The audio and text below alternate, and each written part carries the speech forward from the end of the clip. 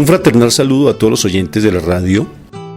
El programa que a continuación escucharás, Cápsulas de Misericordia, es realizado por el Padre Roberto Mena de los Siervos Misioneros de la Santísima Trinidad y actual director general de la Red de Radios Católicas de Latinoamérica y el Caribe.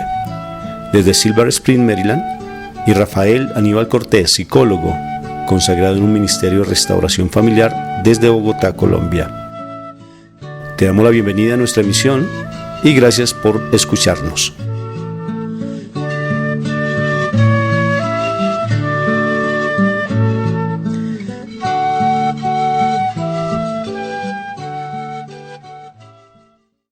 Este es su servidor, el Padre Roberto Mena, siervo misionero de la Santísima Trinidad.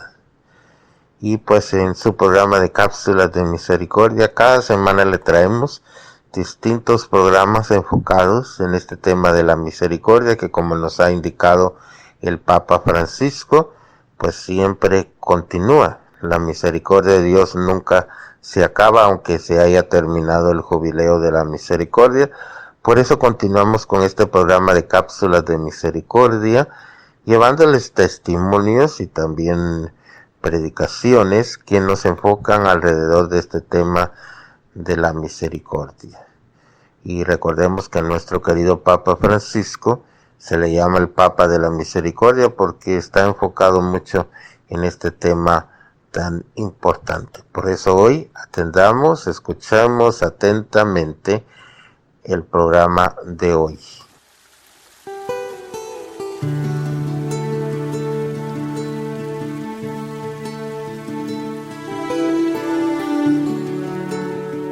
Entonces empezamos este maravilloso encuentro con el Señor, primero que todo pidiéndoles que por favor tengan siempre la Biblia a la mano, porque es importante de aquí en adelante contar con la Biblia y que tengamos un cuaderno para ir anotando y registrando. Nosotros en nuestra comunidad le llamamos cuaderno de la misericordia, porque en ese cuaderno pues es importante ir registrando. A veces nuestros hermanos separados pues en ese sentido nos tienen un poco de ventaja porque ellos conocen bastante la palabra.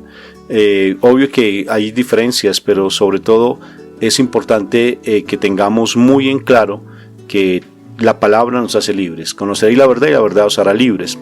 Y la palabra tiene que estar muy asociada también a una oración muy personal, como bien lo dijo mi Jesús cuando hablaba con la samaritana, que le dijo que llegará el momento en que se orará en espíritu y en verdad.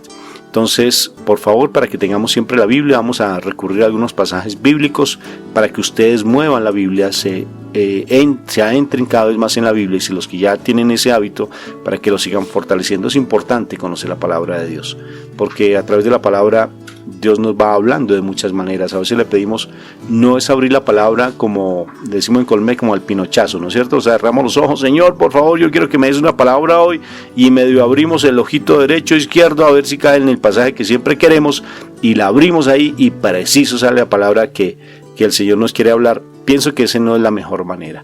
O sea, porque la palabra es el mismo Jesús. Porque eso dice en Juan capítulo 1, si ustedes leen Juan capítulo 1, dice que la palabra es Jesús.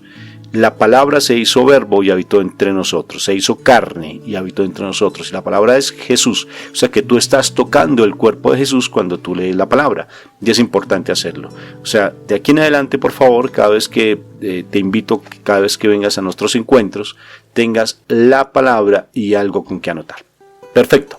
Entonces vamos a empezar este maravilloso encuentro invocando la Santísima Trinidad por la señal de la Santa Cruz de nuestros enemigos. Líbranos, Señor, Dios nuestro, en el nombre del Padre, en el nombre del Hijo, en el nombre poderoso del Espíritu Santo. Amén. Padre del cielo, te damos gracias, Señor, porque hoy tienes una palabra maravillosa en nuestras vidas. Queremos que la palabra que se va a decir hoy sea una palabra que quede en nuestro corazón y se queme con letras de fuego, porque queremos ser esos no oidores de la palabra, sino hacedores de la palabra. Que la palabra quede grabada en nuestro corazón con letras de fuego, que podamos nosotros cada vez más acercarnos a tus mensajes, que tu palabra, Señor, se haga vida cada vez más en nosotros, que no perdamos ese momento tan especial que tú nos das de poder estar en tu presencia. Tú eres mi papá, Tú eres nuestro Padre. Nosotros somos tus hijos amados. Enséñanos cada vez más a estar en nuestro reino, Padre, en tu reino, nuestro reino, porque a veces el mundo nos agobia y perdemos nuestro horizonte. Nos dejamos a veces seducir por cosas del mundo, pero queremos estar siempre en tu presencia, Papá Dios del cielo, en el reino que nos corresponde, en el reino que nos pertenece, porque nosotros somos los hijos más amados, somos las princesas, Papito Dios, mis hermanas son las princesas más amadas. Aquí estamos ante tu presencia, con el deseo de que tú nos hables a nuestro corazón, porque tenemos esa hambre y esa sed de ti, papá. Háblanos a nuestro corazón hoy, permite que el Espíritu Santo venga a nuestras vidas, porque mi Jesús lo dijo, que si te pedíamos al Espíritu Santo, tú no lo dabas a manos llenas. Y en este momento invocamos esa presencia de tu Espíritu de amor, el Espíritu que infunde vida, el Espíritu que da aliento de vida, el Espíritu que nos enseña con sabiduría infinita, porque Él es la sabiduría infinita, el Espíritu que hace que nosotros tengamos esa convicción de pecado y que nos da esos dones y esos regalos maravillosos, que nos enseñes a tener fe, Espíritu de amor, con el permiso de mi Padre Dios, te permitimos a ti, Espíritu de amor, y lo conmigo, te permitimos que nuestro cuerpo sea templo tuyo. Ven y sé el número uno en nuestro hogar, sé el número uno en nuestra reunión, para que podamos nosotros recibir de tu mensaje. Nosotros hacemos parte del reino celestial, no de este mundo. No hacemos parte, aunque vivimos en el mundo y batallamos en el mundo, nosotros no somos parte de este mundo. Somos guerreros tuyos, somos tus hijos amados, Papá Dios del cielo. Espíritu Santo, danos de tus dones, en especial el don de la fe. Danos el don de la convicción y el temor de Dios. Danos ese don tan hermoso, el temor de Dios. Que nosotros realmente tengamos el alejamiento hacia el pecado, que podamos ver lo que es como es, no de la manera en que el mundo nos lo coloca, porque él siempre está distorsionando la verdad. Danos esa convicción de pecado y haz que nuestros ojos espirituales se abran, que nuestros sentidos espirituales se abran para conocer tus verdades. Háblanos hoy con fuego, con ese fuego abrasador. Háblanos con voz de trompeta. Háblanos a nuestro corazón para derrumbar esas murallas de pecado, para derrumbar esos argumentos que humanamente tal vez hemos tenido en nuestras vidas y que nos han impedido conocer la verdad. Haz que tu presencia, Espíritu de amor, a través de esa gracia que le diste a nuestra Madre María, nuestra mamita preciosa del cielo María, haz que esa gracia también esté en nosotros, porque mi mamá lo prometió, que si nosotros le pedíamos la gracia a ella nos la iba a dar a manos llenas, y esa gracia tú se la diste, y sé que tú nos vas a dar la gracia, que es la presencia viva de mi Papá Dios, porque la gracia también es ese Shekinah. Aquí estamos, Majestad, aquí estamos, dulce Espíritu de amor precioso, aquí estamos, Espíritu de amor. Inunda nuestro corazón de tu gracia, inunda nuestro cuerpo, tu templo, inúndalo de tu gracia, un templo que tal vez está contaminado con el pecado, con pensamientos inadecuados, con ideas tal vez de nueva era, con ideas de pronto que están llenas de temor, de miedo, una cantidad de incertidumbres, pero aquí estamos para que tú nos purifiques, porque tú donde estás limpias y purificas, y nuestro cuerpo es tu templo, Majestad divina. Ven en este momento, imploramos tu presencia y nos consagramos a ti, Espíritu de amor precioso. Gracias por lo que nos vas a hablar hoy, porque la palabra tuya tiene poder. Tu palabra transforma, tu palabra libera, tu palabra hace que las murallas que hay en nuestro interior, en nuestra mente, se derrumben, como fueron derrumbadas las murallas de Jericó con esa trompeta fuerte, porque tu palabra es fuerte, tu palabra es viva y eficaz, porque a través de ti, Espíritu Santo, que eres la fuerza creadora, todo fue hecho. A través de mi Jesús contigo las cosas fueron hechas. Por eso aquí estamos, para que tú hagas nuevas todas las cosas, porque mi Jesús lo dijo, que Él hacía nuevas todas las cosas, y tú y Él son uno solo, como mi Padre y Jesús y tú son uno solo. Y queremos también ser uno contigo, Espíritu de amor, porque mi Jesús lo dijo. Haz que seamos uno también con nuestro Padre. Ayúdanos cada vez más a amar a nuestra Madre María, que seamos esos Juanes, que aprendamos a tener un corazón humilde, sencillo, y poder ser esos Juanes. Te lo suplico, Papito Dios, por ese mérito de mi Jesús de Nazaret, por ese sufrimiento de Él en el Getsemaní, en el huerto de los olivos, en la cruz, por ese derramamiento de sangre, te lo suplico, por el dolor y las lágrimas de mi mamá María, te suplico, Espíritu Santo, que tú estés con nosotros y cada día más nos ayudes a morir y estar siempre en el reino de nuestro Padre. En el nombre de Jesús, amén y amén.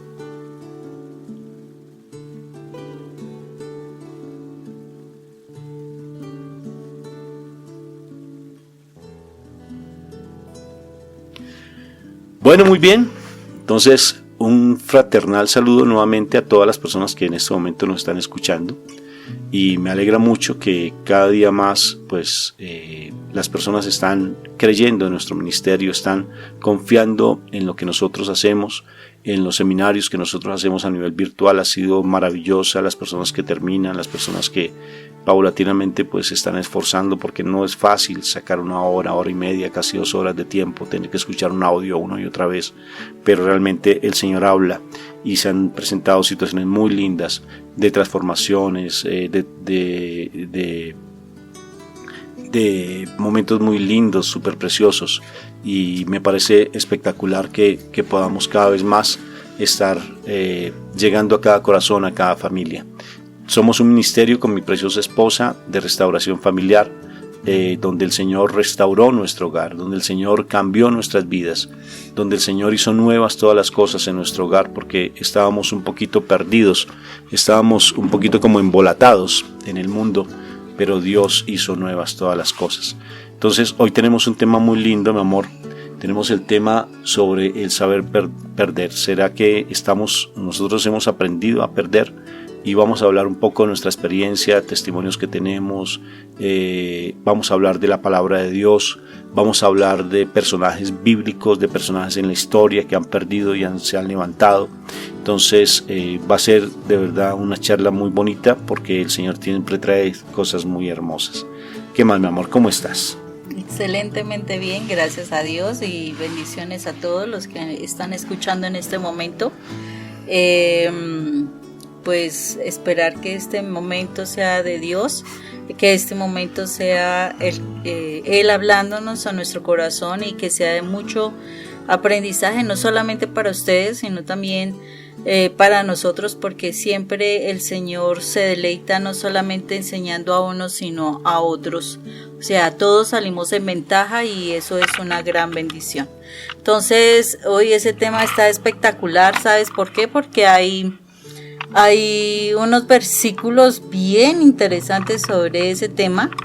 Yo creo que a veces nos causa muchísima dificultad a nosotros como humanos querer perder, o sea, intencionalmente hacer cosas para no necesariamente uno ganar, pero a veces perder significa ganar. Eso lo dijo aquí. Sí, claro, porque eso lo dijo un director técnico de la selección Colombia, ¿no es cierto? Perdió, creo que contra Ecuador. Sí, algo así. Un partido, entonces él dijo que perder era ganar, y no, se la ganó porque todo el mundo empezó a criticarlo, a juzgarlo porque perdió. Entonces, como uno siempre quiere ganar, entonces necesariamente pues perdió el partido, y dijeron que perder era ganar. Sí. Entonces eso fue algo tremendo, pero realmente tenía lógica. ¿Por qué? Porque a veces, créeme que a veces en la pérdida es donde está la ganancia, si uno no se da cuenta, sí. ¿No es cierto? Sí. Porque a veces uno se queda siempre con el deseo de que todo tiene que ser color de rosa, que todo tiene que crecer, que todo tiene que ser, mejor dicho, el triunfo, y no nos enseñan a perder. Y eso es algo que tenemos que aprender a llevar, ¿no es cierto, mi amor? Definitivamente sí. ¿Te parece si empezamos con unos versículos? Para que las personas lo vayan revisando allí en la Biblia, ¿no? Exactamente. Entonces tenemos 9 versículos donde nos hablan de alguna manera cómo perder es ganar. El primer versículo que tenemos se encuentra en el Nuevo Testamento, en el libro de Filipenses. Es un libro pequeño que está en el Nuevo Testamento, capítulo 1, versículo 21. Entonces repitámoslo, mi amor. Filipenses capítulo 1 versículo 21, ¿sí? Este capítulo nos dice lo siguiente: pues para mí el vivir es Cristo y el morir es ganancia. hoy. A ver, explícalo. O sea, para mí, o sea, más bien lo repito, pues para mí el vivir es Cristo y el morir es ganancia. Bueno, ese es uno ahí para que lo tengamos presente. El siguiente se encuentra en el mismo libro de Filipenses, en el capítulo 3, versículos 7 y 8. Y dice, pero todo lo que para mí era ganancia, lo he estimado como pérdida por amor de Cristo. Imagínate. O sea, pero todo lo que para mí era ganancia, lo he estimado como pérdida por amor de Cristo. Ese es tremendo versículo, ¿cierto, Rafa? Filipenses en el capítulo 3, versículo 8 nos dice... Pero perdóname que las personas, es importante que ellos vayan viendo la Biblia, mi amor. Sí, todas están ahí en Filipenses por el momento. Entonces vamos ya en el capítulo 3, versículo 7 y ahora vamos al 8 y dice así. Y aún más, yo estimo como pérdida todas las cosas en vista del incomparable valor de conocer a Cristo Jesús, mi Señor, por quien no, lo he perdido todo y lo considero como basura a fin de ganar a Cristo. Tremendos pasajes, mi amor. Tremendos pasajes porque hablan precisamente del perder. Y fíjate que ahora que vamos a hablar claramente, y hemos hablado de Filipenses capítulo 3, Filipenses capítulo 1. Y es importante que lo revisemos porque a nosotros no nos enseñaron a perder. Curiosamente, pues no quiero como mirar así de lado, pero hay una personita que cuando jugamos en la casa a ella le causa mucha dificultad perder. Se está riendo en este momento.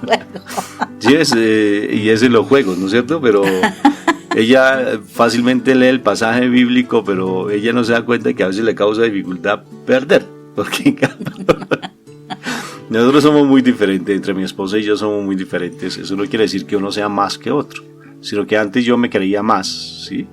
Que me creía más que otro. Más que otro.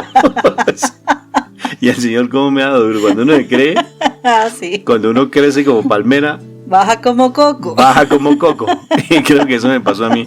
Bajé como coco y muy durito, pues, que me ha tocado. De una otra forma, porque bajar la cerviz y bajar el cuello como que causa dificultad, porque a veces uno se llena de mucho orgullo o de mucha altivez, mi amor, mucha altivez.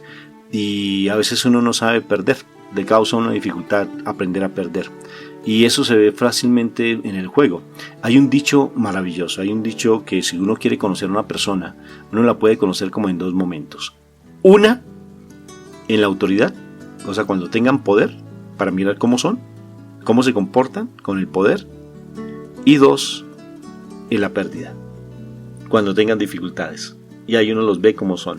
Si reaccionan adecuadamente, si se vuelven depresivos, si fácilmente dicen que todo se acabó, se vuelven pesimistas, si se vuelven personas de pronto altivas.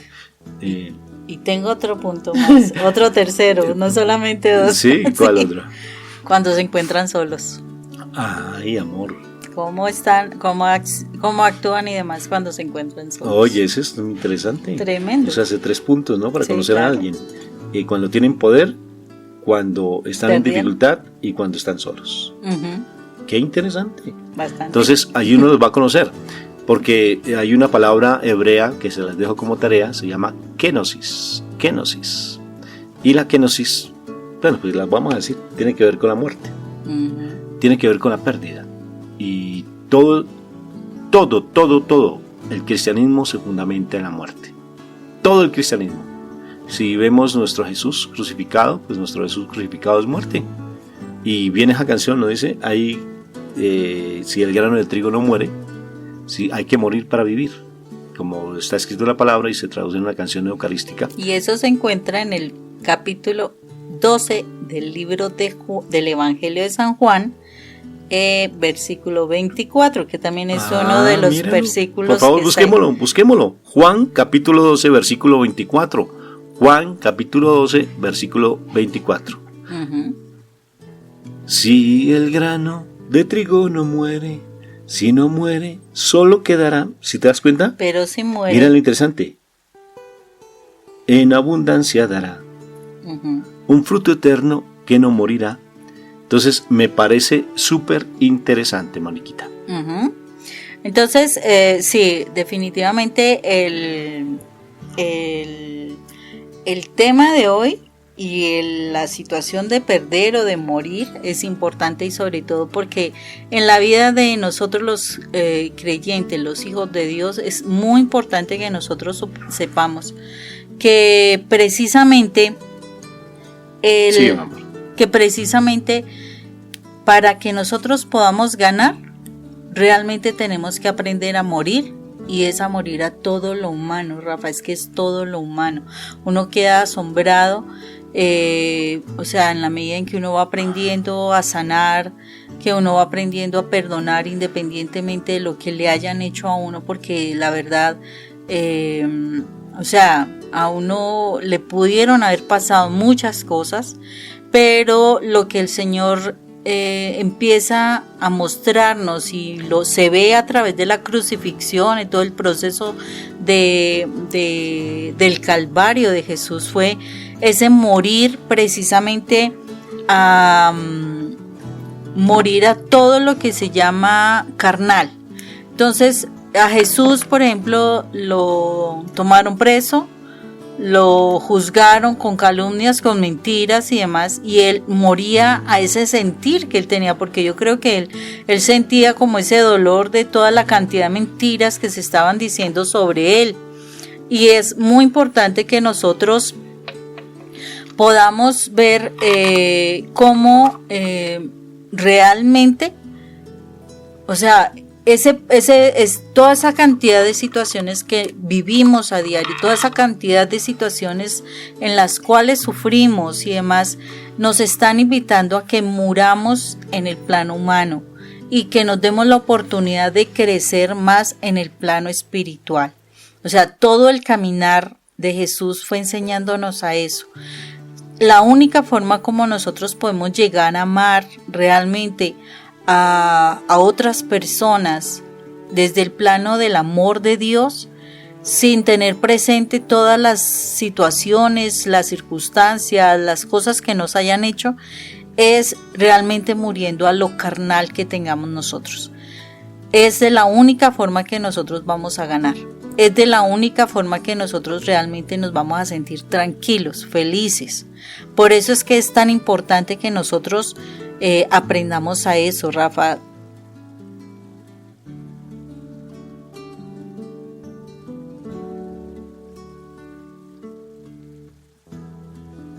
Tú, dentro de la experiencia que tú has tenido dentro de todo ese proceso, porque no ha sido tampoco fácil para ti. Para nada, mi amor. ¿Cómo ha sido tu experiencia de ese morir tuyo, Rafa?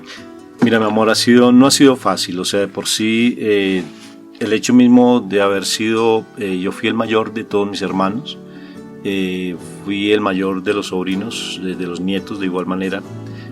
Yo tenía, mis abuelos me tenían una vaca negra exclusivamente para mí, imagínate, mi amor, donde pues me daban la leche de esa vaca negra, me bañaban, mejor dicho.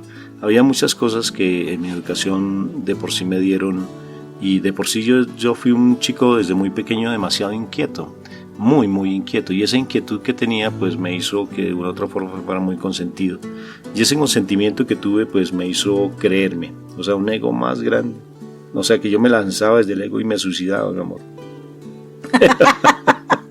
Es que cuento tan malo, pero bueno. Buenísimo, ¿no?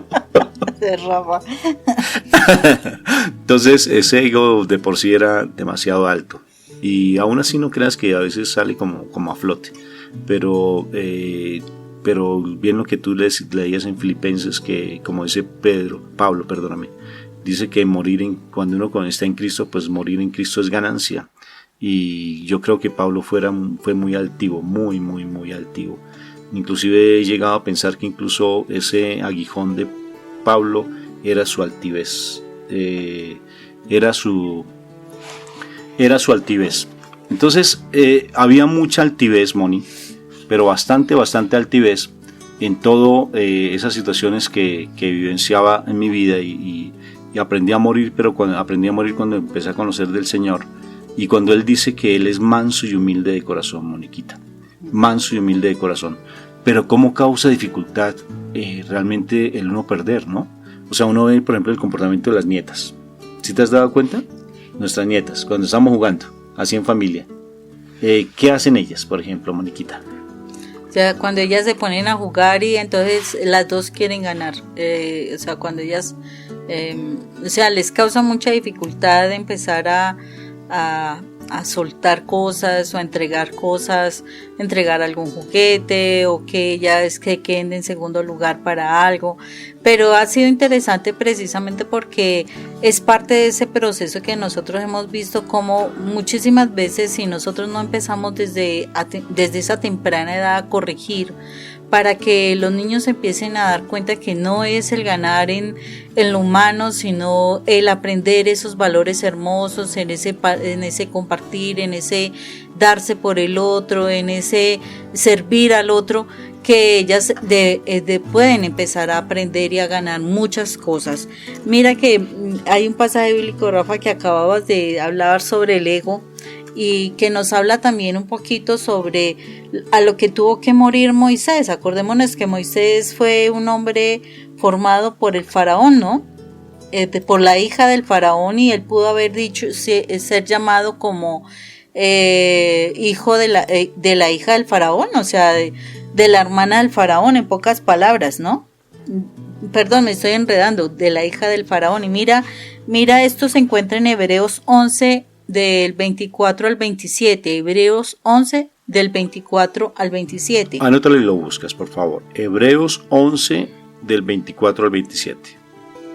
Hebreos 11, del 24 al 27. Y dice así: por la fe, Moisés, cuando era ya grande, rehusó ser llamado hijo de la hija de Faraón, escogiendo antes ser maltratado con el pueblo de Dios, que gozar de los placeres temporales del pecado, considerando como mayores riquezas el oprobio de Cristo que los tesoros de Egipto, porque tenía la mirada puesta en la recompensa. Imagínate.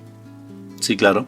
O sea, Moisés fue de por sí un hombre muy inseguro, pero curiosamente mira lo particular de todo esto. O sea, y es algo que es importante que aprendamos cuando hay la pérdida. O sea, cuando es el perder. Hay muchos personajes, ahora vamos a hablar de algunos personajes bíblicos que perdieron muchas cosas, que eran demasiado miedosos, inseguros, y también algunos personajes de nuestros contemporáneos que de una u otra forma también tuvieron que fracasar mucho y que lograron después el éxito.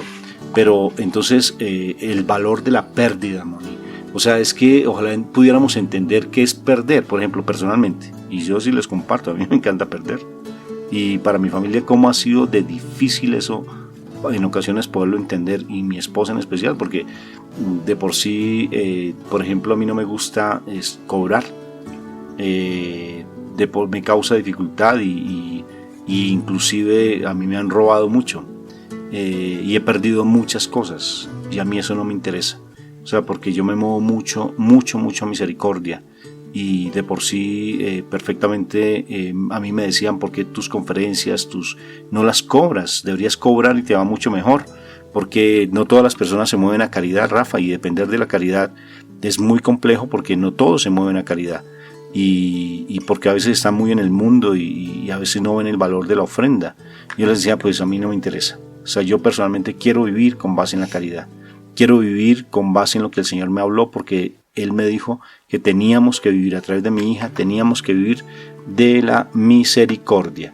Entonces es importante, porque de por sí no podemos en ese momento el llegar a pensar en lo que uno va a obtener a futuro, sino en lo que el Señor a uno le provee, y es de misericordia, y vivimos de misericordia. Y curiosamente, pues todo nuestro ministerio es de misericordia. Tanto las intervenciones que hacemos es porque la gente quiera ofrendarnos, lo que quiera ofrendarnos. El seminario es por ofrenda, y todos nos movemos es por ofrenda. Nosotros ya dejamos de vender, antes vendíamos, ¿no? Y ahora es por misericordia. Y hemos aprendido realmente a confiar en el Señor. Y a veces no sabemos perder. Por ejemplo, cuando yo jugaba mucho baloncesto, y cuando jugaba baloncesto me fascinaba perder, me encantaba perder. Porque uno veía, por ejemplo, cuando jugaba como los chicos de la institución, pues ellos casi no sabían jugar baloncesto y yo jugaba en ese, pues comparándome con ellos, pues yo jugaba muy bien, pero me fascinaba a ellos hacerlos ganar porque decían, le ganamos al director de la institución, ¿sí? Y en un momento llegó algo muy particular y me sorprendió, porque mi objetivo no es ganar, sino mi objetivo es gozar, disfrutar. En una oportunidad nos invitó un amigo a misión, nos invitó a que fuéramos a su ciudad, y él de por sí económicamente pues no estaba muy bien. Entonces le dijimos, permíteme, nosotros invitamos la cena de esta noche, y él no quería porque él decía, yo quiero ofrendarle a Dios y ustedes son mis anfitriones, perdón, yo soy su anfitrión y ustedes son mis invitados. Entonces no, yo quiero pagar de aquí en adelante la alimentación, Rafa, y eso para mí es un honor. Pero de todas formas tú estás pasando necesidad. Dijo, no te preocupes, Dios proveerá. Y entonces curiosamente él me dijo, vamos a hacer una cosa, vamos a jugar ping pong. Quien gane el partido de ping pong contigo, entonces si tú ganas, pagas, si yo gano, pago. Y entonces curiosamente estaba mi hija esa noche y le dije, bueno, vamos a jugar ping pong. Y empezamos a jugar y terminó el partido y él me ganó. Entonces él se sintió feliz, yo también feliz, pero de todas formas pasó algo muy particular, porque mi hija más adelante íbamos caminando y nos quedamos a solas con mi hija, y mi hija me dijo algo muy particular. Me dijo, papi, yo vi lo que hiciste. Le dije, ¿qué hice? Dije, pues perdí. Dijo, tú te dejaste ganar. Dije, ¿cómo lo sabes? Porque tú jugabas mejor, papá. Porque yo sé cómo juegas tú y tú te dejaste ganar. ¿Y por qué crees que yo me dejé ganar? Le pregunté a ella. Porque para ti era importante que él se sintiera feliz. Porque para ti valía más el hecho de que él estuviera feliz. Y yo le dije, sí, mi amor, me dejé ganar. Porque para él era importante. O sea que fue muy particular y mi hija se sonreía. Y yo le decía, no, el hecho no es ganar. Aquí humanamente tal vez sea una ganancia, pero espiritualmente la ganancia más grande nos la llevamos nosotros porque actuamos por misericordia. Y me dijo, sí, es verdad, papi. Pero hay personas que humanamente siempre quieren ganar, inclusive tanto es la obsesión por ganar, Moni, que se vuelven adictos y está bien en toda esa dependencia al juego, ¿no? Y entonces siempre tienen el deseo de ganar, de ganar, de ganar, porque ya se vuelve una obsesión y se convierte, pues lógico, en una adicción tremenda, porque es el deseo de tener y tener y tener y tener, y uno no se satisface y siempre existe eso, y es un deseo de ganar y pasar por encima de los demás, Moni.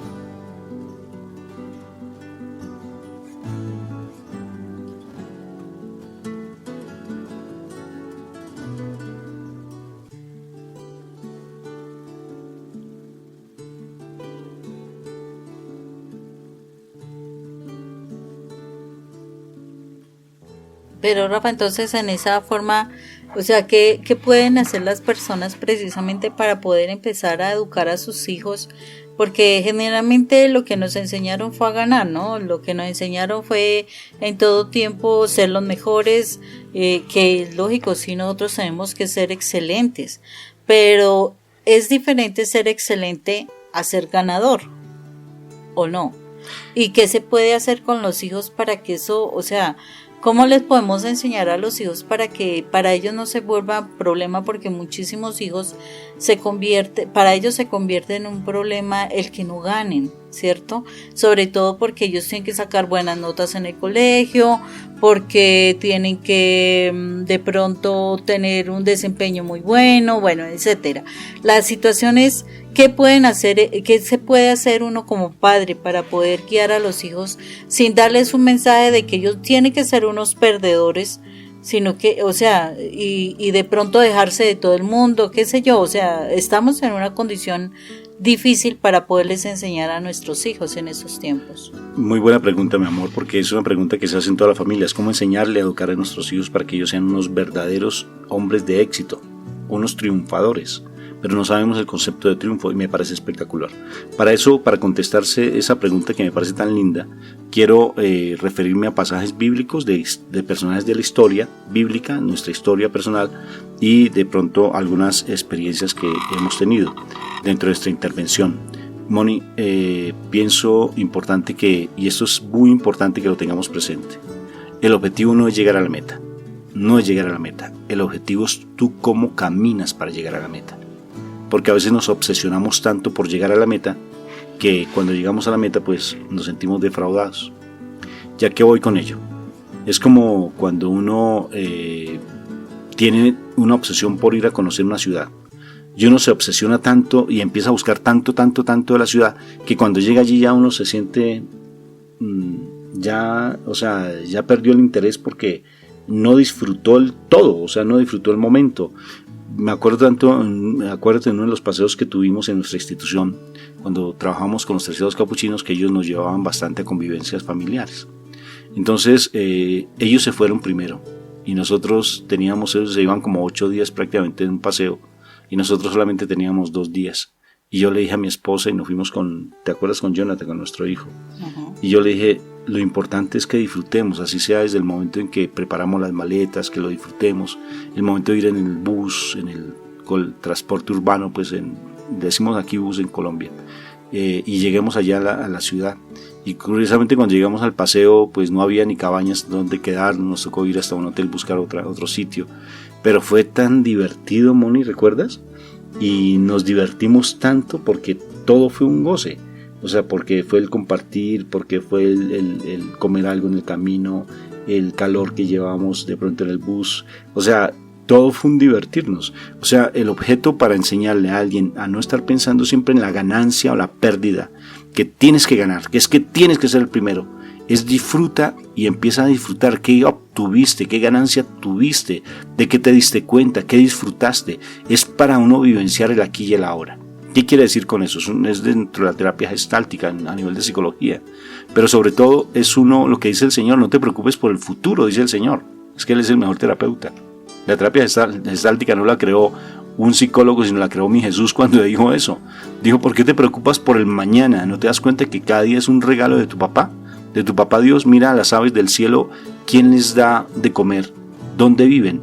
Mira a los lirios del campo, ¿quién los viste? Ni siquiera Salomón con su grandeza y su sabiduría vestía igual que los lirios del campo.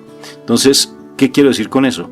Que realmente cuando uno está sumergido en la presencia de Dios, cuando uno le enseña a los hijos a estar confiando en el Señor, que Dios proveerá,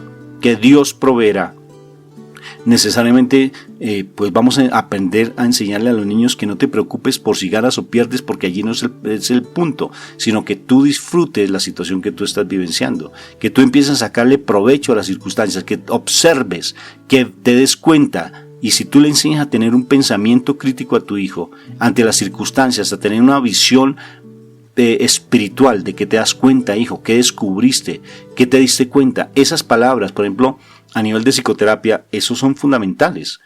¿Qué te das cuenta? ¿Qué descubres de ti? ¿Qué te hace ver las personas frente a la situación que tú vivenciaste?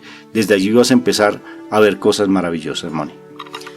Mira que el pasaje bíblico que estás hablando en este momento se encuentra en Mateo 6, versículos 25 al 34.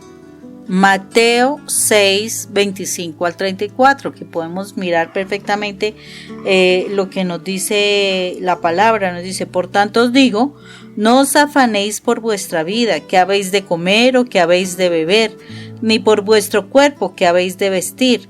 ¿No es la vida más que el alimento y el cuerpo más que el vestido?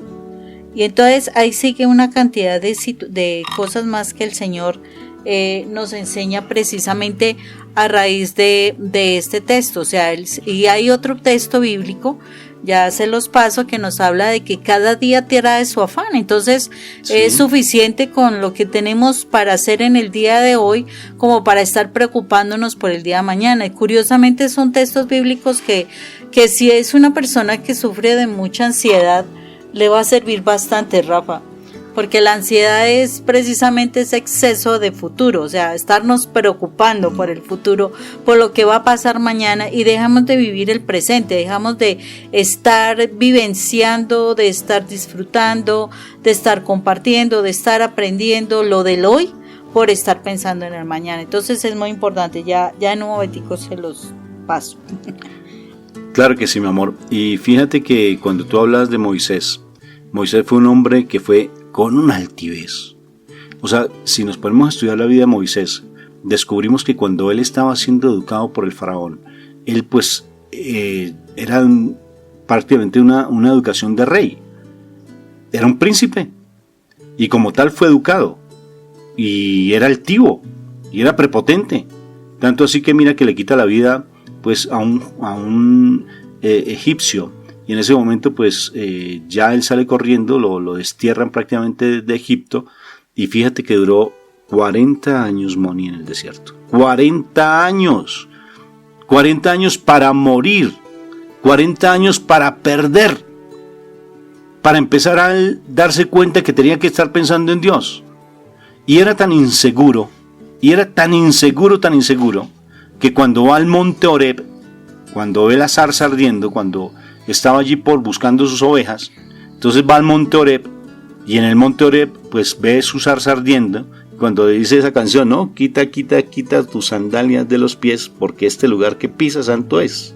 Entonces, ¿qué sucede allí? Mi Dios le dice, escuché el clamor de mi pueblo y necesito un líder. Escucha que eso es para ti, que no te consideras que eres un perdedor, porque eso es un engaño del enemigo. Que necesitaba un líder, un libertador, que libertara a su pueblo, porque él escuchó el clamor de tu pueblo, escuché el clamor de mi pueblo.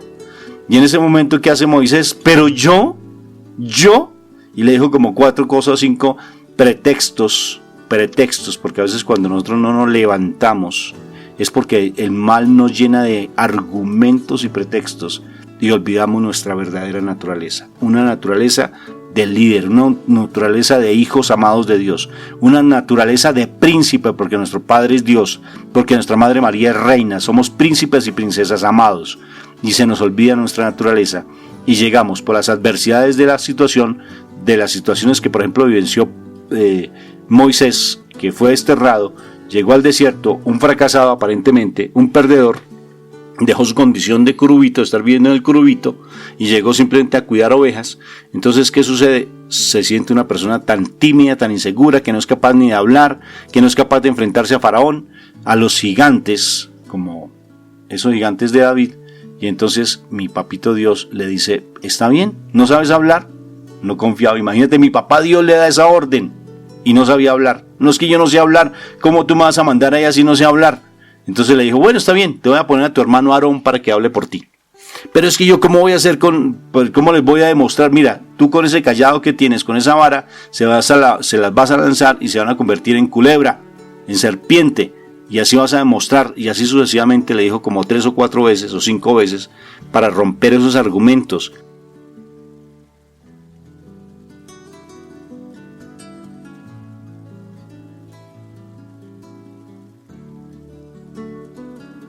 Mi papá Dios tiene una paciencia con nosotros, ¿no? Sí, más, o sea, a mí me parece muy interesante la historia de Moisés, porque imagínese, si él es el hijo de o sea, fue rescatado por la hija del faraón, ¿sí? Si fue rescatado, y, o sea, a él le dieron una enseñanza para mandar.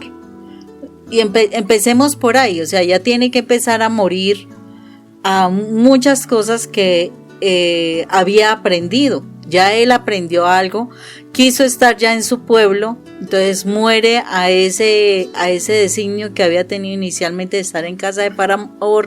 Además de eso, o sea, imagínense, a él lo educaron como líder y él decide morir a eso por estar con su pueblo, y se va por causa del temor que le genera el ser perseguido por la muerte de esta persona que estaba golpeando al judío. Y precisamente sale y cambia de esa persona que era toda una líder, que fue educada para hacer eso, y cambia a ser una persona totalmente silenciosa, muda. Imagínense cómo cambia tan impresionante Moisés.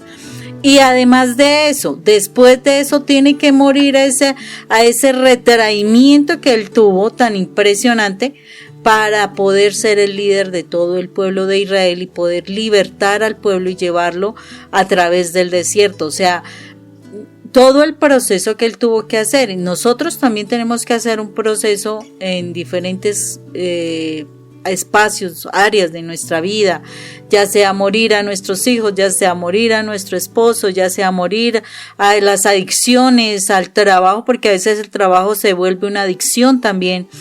En todo caso, las finanzas a veces, las cuestiones cibernéticas, la tecnología, a veces se nos vuelven también como esa vida completa, y que si no tenemos eso, pues ya no podemos existir. No. El Señor nos lleva en un proceso donde nosotros tenemos que morir para ganar. O sea, morir es ganar. Morir espiritualmente, no, morir es a lo humano, para ganar en lo espiritual. Nosotros tenemos que morir cada día a esos apegos que tenemos con las cosas humanas, para que día a día nos acerquemos al Señor. Pero debemos a la medida que vamos muriendo en lo humano, en lo que nos atrae, nuestros apegos, nuestros afectos, tenemos que aprender a conocer de nuestro Señor y de verdad amar a nuestro Señor. Ahí es donde nosotros vamos ganando, y es lo que Pablo decía precisamente: el morir es ganar, pero el morir en mí para vivir en Cristo.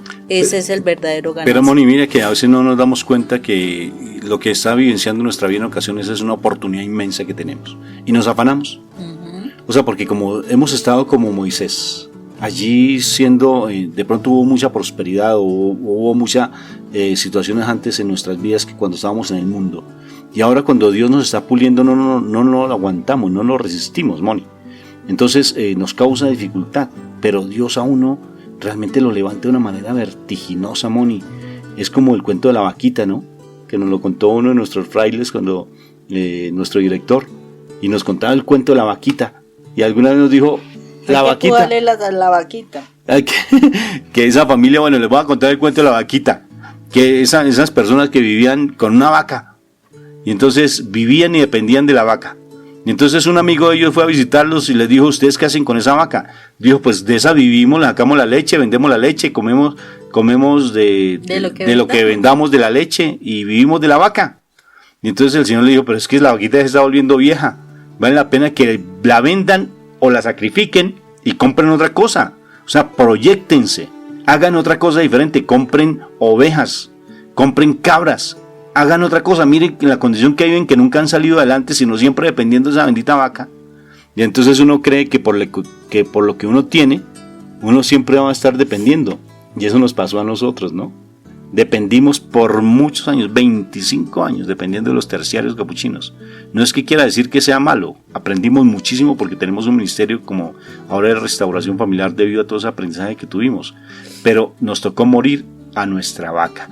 Y el mismo que me enseñó esa historia fue el mismo que me dijo, Rafa, ya es hora que te dediques a tu ministerio. Y fue el fraile que con todo cariño, pues es Fray Salvador Morales, que él es de los terciarios capuchinos y que les tenemos un profundo cariño. Y él me dijo, Rafa, ya deja de depender de estar tratando de mendigar y ya dedícate más bien a trabajar en tu ministerio. ¡Ay! Bendito, tenía que matar la vaca, ¿sí? Y como el cuento que sucedió, que entonces este amigo fue y les mató la bendita vaca a esa familia. Y esa familia entró en una crisis impresionante. ¿Y ahora de qué vamos a vivir? ¿Y ahora qué va a suceder con nosotros? Y empezaron entonces que, debido a esa crisis, debido a que aprendieron a perder, y vieron la ganancia que había en el perder, entonces ellos lo que hicieron fue hacerle caso al amigo y empezaron a comprar unas cabras, empezaron a comprar con la vaquita muerta, empezaron a hacer otras cosas diferentes, y al cabo de los años llegó el amigo y encontró a una familia próspera, con otros negocios diferentes. Ya su casa se veía mucho más organizada, se veía la prosperidad, porque ellos aprendieron a morir a esa vaca. ¿Cuántas vacas tenemos en nuestras vidas? ¿Cuántas vacas? Dependemos de una cantidad de cosas, de una cantidad de situaciones, volvemos acumuladores, Moniquita. Salvo que tengamos un hato de ganado. Ah, bueno, eso es diferente, ¿no es cierto? Lo llama ganado, ¿no? Ganancia. Sí, pero sí es una sola vaquita y que está mostrando precisamente nuestra escasez. Eso es tremendo. O sea, a veces nos volvemos tan dependientes y Él quiere que muramos siempre. O sea, que nos muramos a esos ídolos que tenemos. A uno queda aterrado, Rafa, porque a uno le dicen a veces, muere a tu esposo, abandona a tu esposo. ¿Alguna vez? A la vaca. ¿Alguna vez y puedo decirlo, alguna vez, y Rafael se molestó bastante con la persona. ¿A la vaca de tu esposo? Me dijeron que abandonara a mi esposo. Hacía muchos años, sino que yo no hice caso y no entendía qué era abandonar a mi esposo. Que es mi tía, yo creo. Sí, hágase. Y Rafa se ofendió con esa persona porque era mi tía. Porque me recomendó esa parte. Sí, te digo que me abandonara, sí, y resulta que en el momento no lo entendía porque ni tú lo entendías, o sea, el asunto fue que el Señor poco a poco me llevó a conocer qué era ese abandono, ese dejar a mi esposo en las manos del Señor, y es ahí donde, si uno realmente se concentra en qué es aprender a morir o a abandonar en las manos del Señor, significa realmente tener ganancia. Mientras tú quieras atesorar a las personas, tú quieras atesorar tus propiedades o lo que sea, pues desafortunadamente vas a tener más pérdidas, ¿sí? Más pérdidas.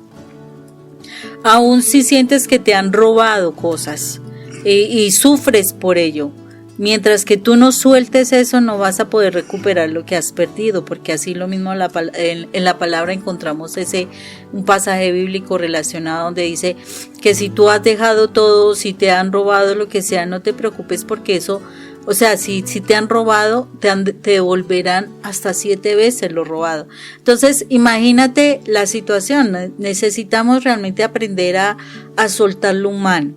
Es necesario aprender a soltar lo humano.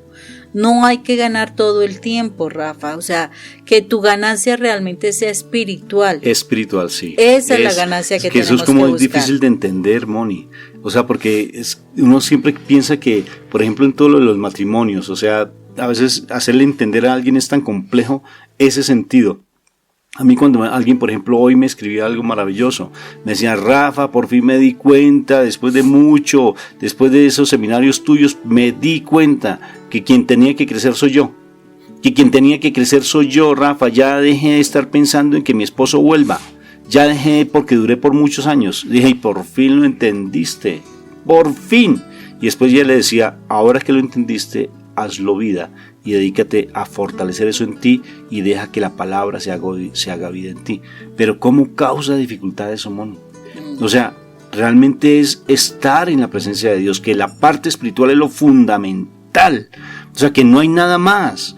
Que Dios nos lleva a desiertos, que Dios nos lleva a estar más que en desiertos, llamémoslo de otra manera más comprensible, nos lleva a estar en un retiro espiritual. Para que esos retiros espirituales nosotros nos reavivemos y nos fortalezcamos en la presencia de Dios y nos haga mucho más fuertes.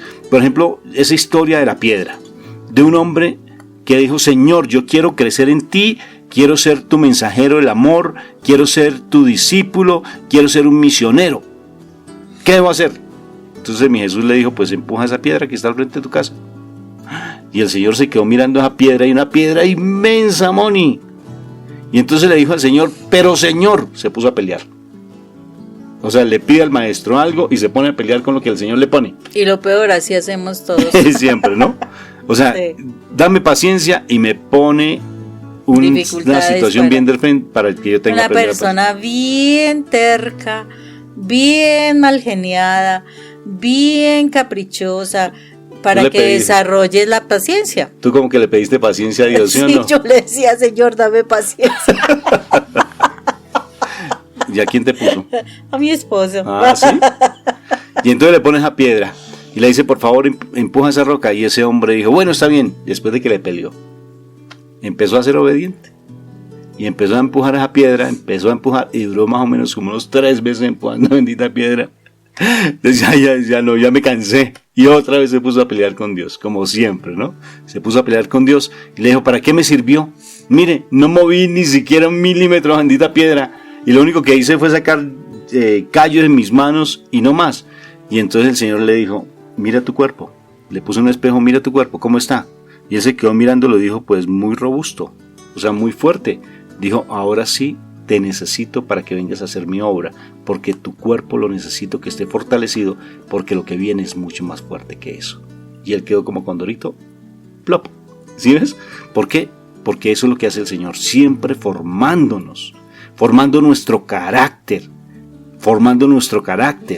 como el carácter de Cristo, para que realmente nosotros seamos esos verdaderos mensajeros del amor de Dios. Imagínate, Rafa, así cuando tú dices esa parte de empujar la piedra y demás, miremos otro líder de la Biblia que fue muy importante, que fue José, ¿te acuerdas? Claro. El hijo de Isaac, el 12, de Jacob. De Jacob, de Israel. Jacob. Sí, de Israel, del hijo de Israel. Sí, porque Isaac tuvo a Jacob. Eso. Esaú y Jacob. Eso, y Jacob tuvo a los 12 tribus de Israel. Después Jacob se llamó Israel. Exacto. Entonces, José, o sea, desde muy pequeño fue un hijo especial, fue un hijo consentido de Dios, por decirlo así, fue escogido por Dios.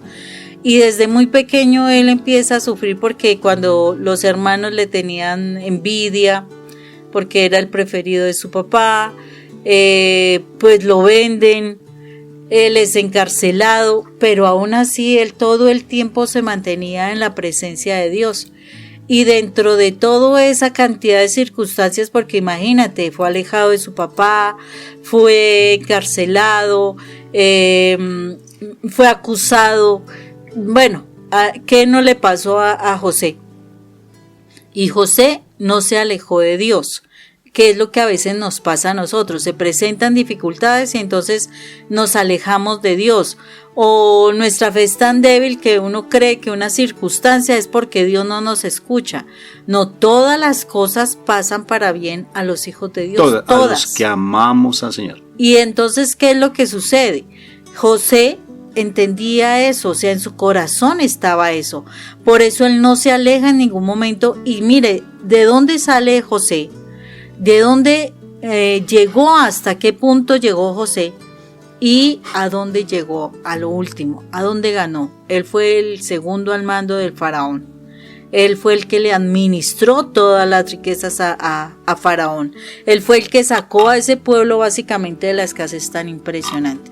Entonces, él perdió inicialmente. Claro, fue esclavo, imagínate. De todo. Los hermanos lo vendieron. Sí, él perdió todo, su lugar.